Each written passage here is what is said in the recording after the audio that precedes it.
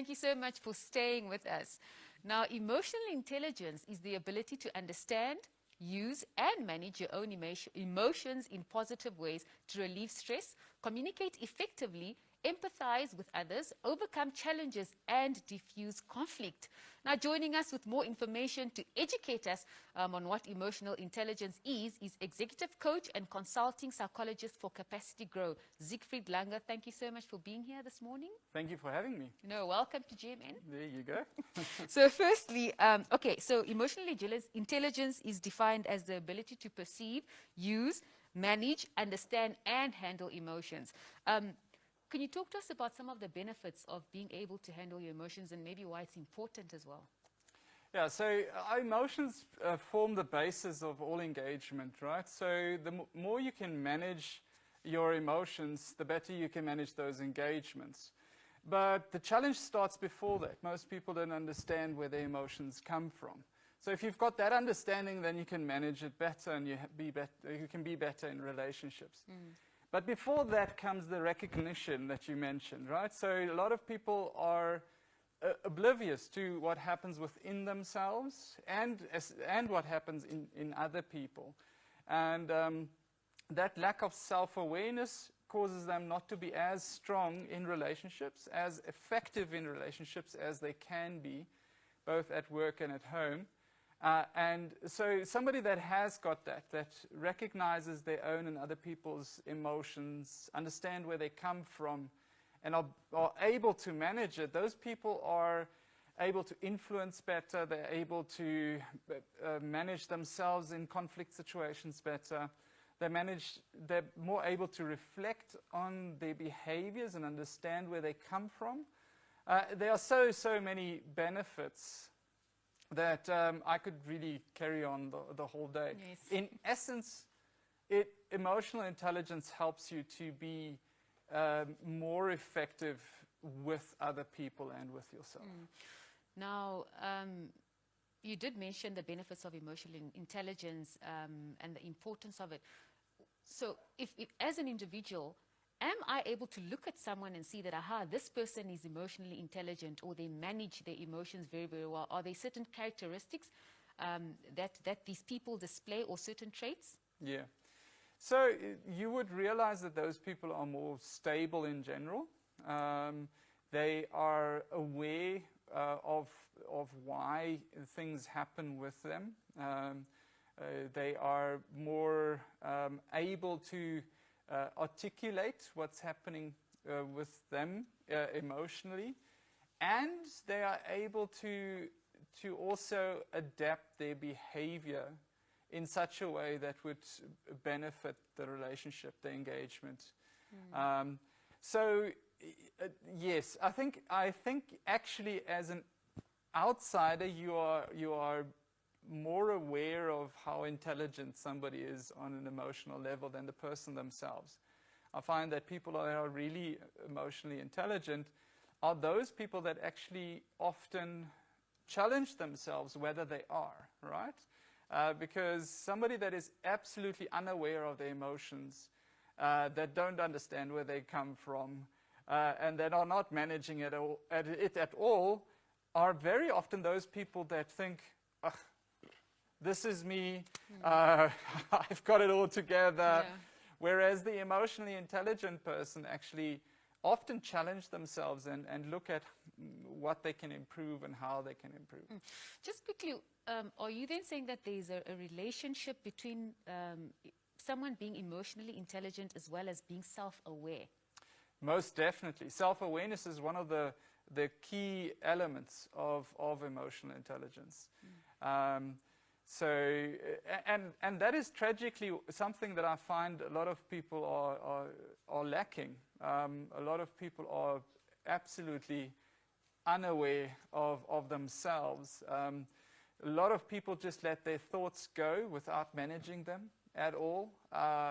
If I ask people, so what are you thinking now at this moment? They're often very taken aback. What do you mean what I'm thinking? Because they never think about what they think about, and therefore they never manage their thought life, and therefore they never manage their emotional life and their behaviors.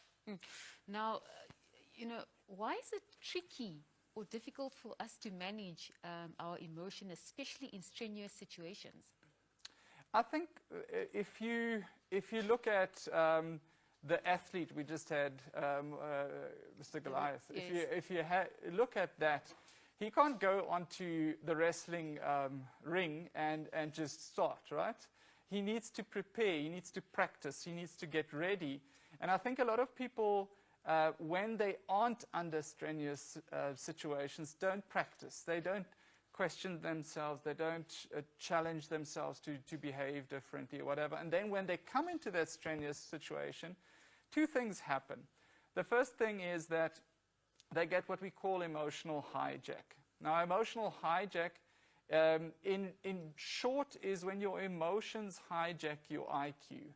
So when somebody's got an extreme emotion that they're experiencing, which is often the case in strenuous situations, then their IQ drops with an average of 15 points, which means that the average person is actually, the IQ drops to the tipping point of not being an average person on their IQ. So your IQ drops, your emotion gets extreme, you're not prepared, and that is often why people struggle when they get into a strenuous situation. Somebody that has prepared, that has got that self-awareness, when they put into that situation, they realize it's not all about me. Yeah, and now that's what that brings me to my next question. How then? What then should we do so that we're able to manage our emotions better or to have better self-awareness? Is this something that we should do before we get into strenuous situations? Is it something that we're supposed to practice every day? What are we supposed to do then? Well, there's some basic things that you could do. You could start thinking more about what's happening in your mind. I actually teach people to do a very basic exercise that we call the cognitive behavioral flow chart, which is a tool that has been used internationally to help to analyze themselves so that they can understand themselves better. And that's a very basic tool that you could use. You could go, we've got very well-designed local trainings on emotional intelligence. We offer that also online and face-to-face. But I think in essence, the first step is starting to think about what you're thinking about and why are you thinking this. And just starting to kind of have discussions about what you feel like and how you feel. I find that a lot of people, I often use the picture of the kitten and a lion. So emotions are often like a kitten put into a box, right? And it scratches and it's uncomfortable, but we close it up because we don't think this kitten is appropriate, right? But if we would take that kitten out, people would actually be drawn towards us because kittens are cute, right? But we keep it closed up in that box until it becomes a lion. And a lion is going to come out of the box at some stage. And when it comes out, it's scary. It moves people away from you. It divides people. It ruins relationships. And that, in essence, is what you want to achieve with emotional intelligence. You want to be able to use your emotions to your and other people's benefits. Now, I see your shirt says, is it Taming the Wild Horse? Yes, so that is a concept that I've designed based on the wild horses we've got in the south. And it's a combination of two laws of our nature, which is another concept that we've developed in Capacity Grow. And basically what it says is whenever something happens, you're always going to first think the worst about yourself. So if I would walk up the stage and you would start giggling, I wouldn't think somebody told you a joke over the headset, right? I would think, oh, what's wrong with me? Why is she giggling? I would always think it's about me first, and I would always think the worst first. And that actually creates a lot of chaos because people are making assumptions. They hear things that have never been said. They don't hear things that are being said. And that's all because of that basic dynamic that we naturally go to the worst place first. So I call myself the wild horse tamer because I tame the horses that people have got in their minds. Now, what is the relationship between the wild horse theory or taming the wild horse and emotional intelligence? Well, it is one of the concepts that we use within our emotional intelligence training.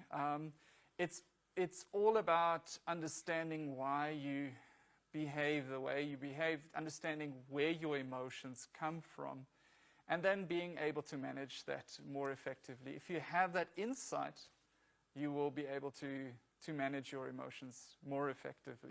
So, and correct me if I'm wrong, what I'm understanding is from you is that if you're able to manage your emotions more effectively, you will generally have a better quality of life than someone who's not able to manage their emotions effectively? Both you and the people you engage with, right? So people always think emotional intelligence is just about you. And yes, it starts with you, but it also impacts the people around you. Because remember, it's about recognizing your emotions as well as mine, and then understanding where they come from and managing those. So the more emotionally intelligent you are, the more your understanding of influence and the more you will behave in an influential way. Thank you. And yeah, so that is what it's all about. Thank you so much for that, Siegfried. Any concluding remarks this morning? Well, I think let's start thinking about what we're thinking about. Let's start trying to figure out what emotions are within ourselves and in others. Try to understand where they come from by discussing it. And let's manage our emotions towards better relationships. Thank you so much for that. Thank you.